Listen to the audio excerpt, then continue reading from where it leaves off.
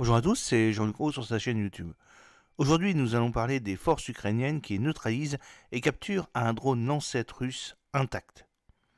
Les forces ukrainiennes ont récemment capturé un drone russe Lancet, soulignant l'importance croissante de la guerre électronique sur les champs de bataille modernes. Le drone capturé est probablement un Zala Z-52 développé par Zala Aero Group, une filiale de Kalachnikov Concern.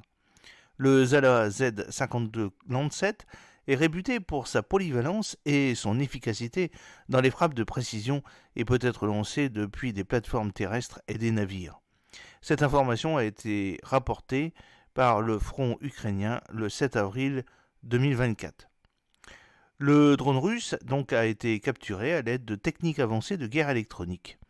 Vous avez une petite photo provenant du média Front ukrainien.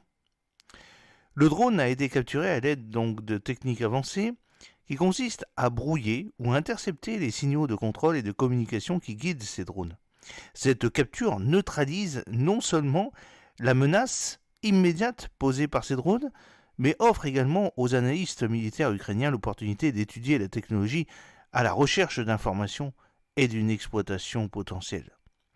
L'ingénierie inverse implique le démantèlement et l'analyse de la technologie de l'équipement capturé pour comprendre sa conception, sa fonctionnalité et ses méthodes de fabrication. Cela pourrait permettre à l'Ukraine de reproduire la technologie ou de développer des contre-mesures pour mieux se défendre contre de tels drones à l'avenir. Cette pratique est une tactique courante dans les conflits militaires où la capture et l'étude du matériel ennemi peuvent conduire à des avancées technologiques significatives. Le Zala Z-52 est un drone spécialement conçu pour engager des cibles au sol, tels que des équipements militaires et d'autres objectifs stratégiques situés sur les lignes de front et derrière les lignes ennemies. Ce drone a une portée effective de plus de 30 km, lui permettant d'opérer à une distance relativement sûre pour ses opérateurs tout en atteignant des cibles lointaines. Il est équipé d'une charge utile de 3 kg qui peut être constituée de munitions à fragmentation ou cumulatives, selon le type de cible. Ces charges utiles sont déclenchées soit par un fusible après contact qui explose avant le contact, soit par un fusible à contact qui explose lors de l'impact. Le Zala Z-52 est propulsé par un moteur électrique, ce qui lui confère une signature acoustique réduite par rapport au drone équipé d'un moteur à combustion, ce qui le rend plus difficile à détecter. Sa vitesse maximale dépasse 80 km/h, ce qui le rend rapide dans l'exécution des missions.